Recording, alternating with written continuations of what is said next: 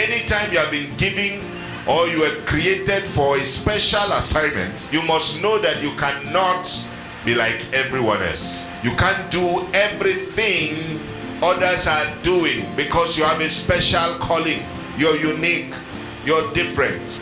And that's the reason why you have special kinds of troubles. You notice that your troubles are different from other people. It's because you are special. You suffer differently. You have a unique way of challenges. And sometimes you ask yourself, why is my own challenge different from other people? Other people get things easily. I have to struggle for everything. When others get things easily, you realize you are always going to get that same thing with a lot of struggles. Some things others get away with, you don't.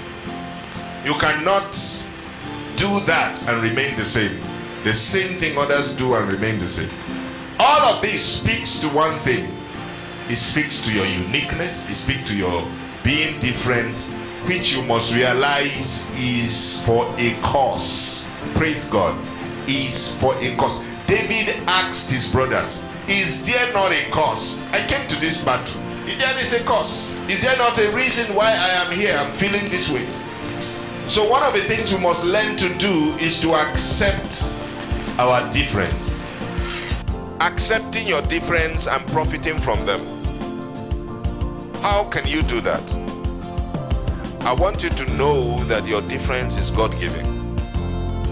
And you must learn to give God thanks for your uniqueness. And the fact that you are different and you have been configured special, it calls for thanksgiving. Don't complain about it. Alright? You are created and crafted for an assignment which is dear to God's heart.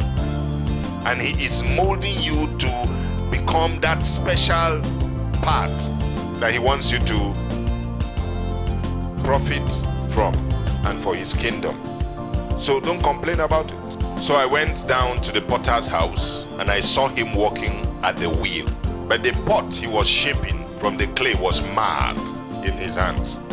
So the potter formed it into another pot, shaping it as it seemed best to him. Let's go back to the first verse 3.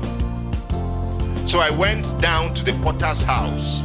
Who is the potter? God, right? And I saw him working at the wheel. He was using the processes to work on the clay. Now he was working on you. He's working on you. Verse 4.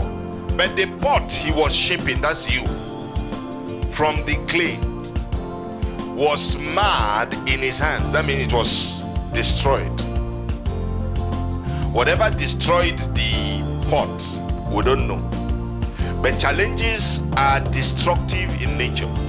The enemy comes not but to steal, kill, and destroy. So the clay was marred, the clay was messed up in the hands of his potter. But you see, the comfort is that the clay is still in the hand of the potter. It was not outside his hand. It is not. You are not outside of God's hands. You are still in the hand of the potter, even though you are marred. Even though you are challenged, you have many troubles confronting you, but you are still in the hand of the potter. You are tossed to and fro. Challenges are hitting you left, right, and center. But remember, that mad situation is still in the hand of the potter. I don't know what you're challenged with, but if you can only realize that you are in the hand of the potter, you will still be made and formed into another pot, and you will be shaped as it seemed best to the potter. I want you to tell yourself, I am that clay that is marred in the hands of the potter, and the potter is God. Even though I am mad, I am still in his hands.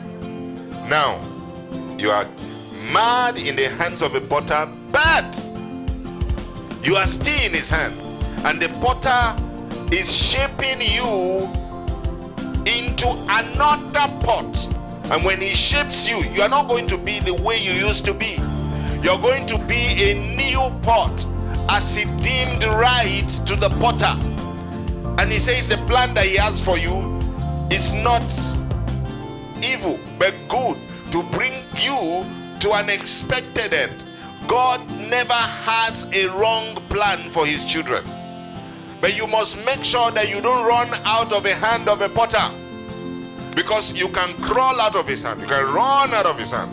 You can see that you are mad and you will forget that you are in his hands. But thank God, it is happening in his hands and under his watch. Don't despair. Don't give up. Don't give out, because you are in his hands. You may be messed up, but you are in his hands. You may be harassed, but you are in his hands. You may be stretched to the limits, but you are in the hand of the potter.